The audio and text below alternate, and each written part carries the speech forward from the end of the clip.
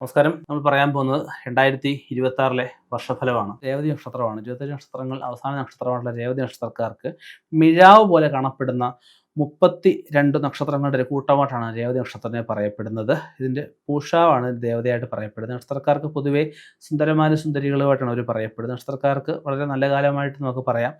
ജന്മത്തെ ശനിയാണ് എങ്കിൽ പോലും 4 വ്യാഴം നിൽക്കുന്ന അവസ്ഥ കൊണ്ടാണ് പല തരത്തിലുള്ള സുഖങ്ങൾ അവൻ്റെ സമയം അനുസരിച്ച് മാതാപിതാക്കൾക്ക് രക്ഷിതാക്കൾക്ക് വളരെ ഗുണകരമായിട്ട് പറയാവുന്ന അവസ്ഥയൊക്കെ വന്നുതരും. അതുപോലെ നല്ല കാലമാണെന്ന് കരുതി നമുക്ക് ഈ സാഹസ പ്രവർത്തനങ്ങൾ കാണിക്കാതിരിക്കുക.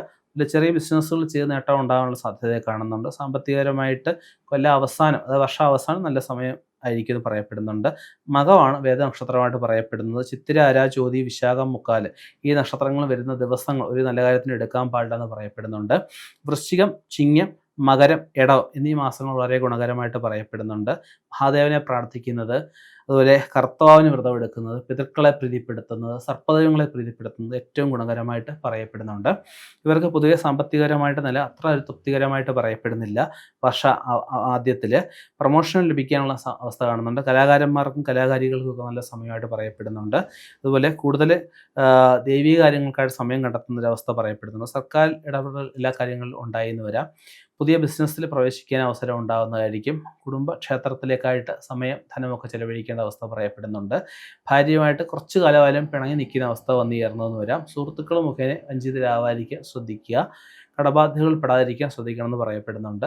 പ്രതീക്ഷിക്കുന്ന വ്യക്തികളിൽ ചിലപ്പോൾ സഹായം ലഭിച്ചു എന്ന് വരികയില്ല. ബാങ്ക് കുറച്ച് പൈസയൊക്കെ എടുക്കാനുള്ള സാധ്യതയെ കാണുന്നുണ്ട്. കലാകാരന്മാർക്കും സാഹിത്യകാരന്മാർക്കും കുറച്ച് യാത്രകൾ നടത്തേണ്ട അവസ്ഥയൊക്കെ പറയപ്പെടുന്നുണ്ട്. എല്ലാ രംഗങ്ങളിലും ഊർജ്ജസ്വലതയും കാര്യശേഷിയും പ്രദർശിപ്പിക്കാൻ ഇവർക്കാവുന്നതായിരിക്കും. ഡോക്ടർമാർ, എഞ്ചിനീയർമാർ, വക്കീലന്മാർ എന്നിവർക്ക് നല്ല സമയമായിട്ട് പറയപ്പെടുന്നുണ്ട്. ഏറ്റെടുത്ത എല്ലാ ചുമതലകളും സമയബന്ധിതമായിട്ട് ചെയ്തു തീർക്കാൻ ഇവർക്ക് സാധിക്കുന്നതായിരിക്കും. വീടിനോ വാഹനത്തിനോ ഒക്കെ റിപ്പയർ വേണ്ടി വന്നു വരാം. എളുപ്പത്തിൽ പല നേട്ടങ്ങളും ഉണ്ടാകുന്ന ലക്ഷ്യത്തോടെ പ്രവർത്തിക്കുന്നതിലൂടെ ചില ശത്രുക്കളെ അവർ സമ്പാദിച്ചു എന്ന് വരാം. യാത്രകൾ കഴിവതും ദൂരയാത്രകൾ ഒഴിവാക്കുന്നത് വളരെ നന്നായിരിക്കും. പത്രപ്രവർത്തകർക്ക്, ഗ്രന്ഥകാരന്മാർക്കും എന്തെങ്കിലുമൊക്കെ ബഹുമതികൾ കിട്ടാനുള്ള യോഗം കാണുന്നുണ്ട്. കിട്ടാക്കടങ്ങൾ കിട്ടാനുള്ള യോഗം കാണുന്നുണ്ട്. ഏജൻസിയുമായിട്ട് ബന്ധപ്പെട്ട് നിൽക്കുന്നവർക്ക് നല്ല നേട്ടമുള്ള കാലമായിട്ട് പറയുന്നുണ്ട്. വ്യവഹാരങ്ങൾ വിജയം ഉണ്ടാകുന്ന അവസ്ഥ പറയപ്പെടുന്നുണ്ട്. ശത്രുക്കളുടെ പ്രവർത്തനങ്ങളെയൊക്കെ ഇവർ പരാജയപ്പെടുത്തുന്നതായിരിക്കും. കൂടെ നിൽക്കുന്നവർ കൂടെ നിർത്താനായിട്ട് കഴിവതും ശ്രമിക്കേണ്ടതാണ്. വീട്ടിലെ മംഗളകാര്യങ്ങൾ നടക്കാനുള്ള സാധ്യത കാണുന്നുണ്ട്. വിദേശത്ത് പോകാൻ ഉദ്ദേശിക്കുന്ന യുവജനങ്ങൾക്ക് നല്ല സമയമായിട്ട് പറയപ്പെടുന്നുണ്ട്. യുവജനങ്ങൾക്ക് വിവാഹത്തിന് നല്ല സമയം തന്നെയാണ്. ചർച്ചകളിലൂടെ വലിയ വിഷമങ്ങളൊക്കെ ഇവർക്ക് പരിഹരിക്കാൻ ശ്രമിക്കുന്നതായിരിക്കും.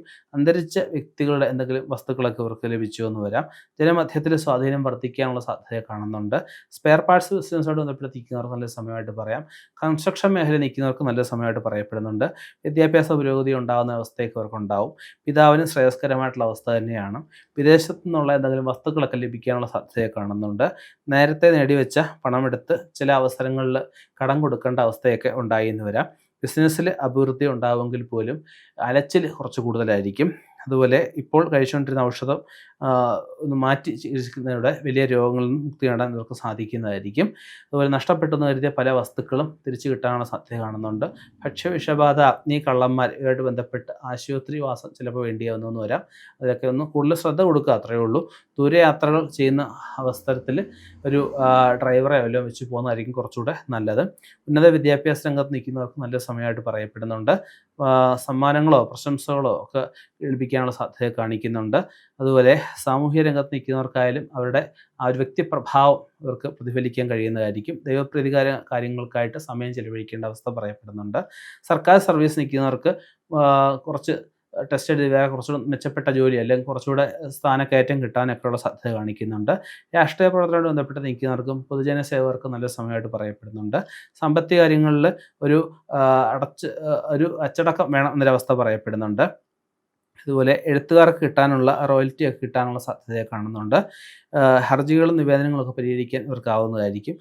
ജ്യോതിഷം മുതലായ ഗൂഢശാസ്ത്രങ്ങളൊക്കെ പഠിക്കാനുള്ള സാധ്യതയെ കാണുന്നുണ്ട്. ഏറ്റെടുത്ത എല്ലാ കാര്യങ്ങളും സമയബന്ധിതമായിട്ട് ചെയ്തു തീർക്കാൻ സാധിക്കും. ആരോഗ്യനിലയും മാനസിക നിലയും ഒരുപോലെ മുന്നോട്ട് പോകേണ്ടവൻ ശ്രമിക്കുക.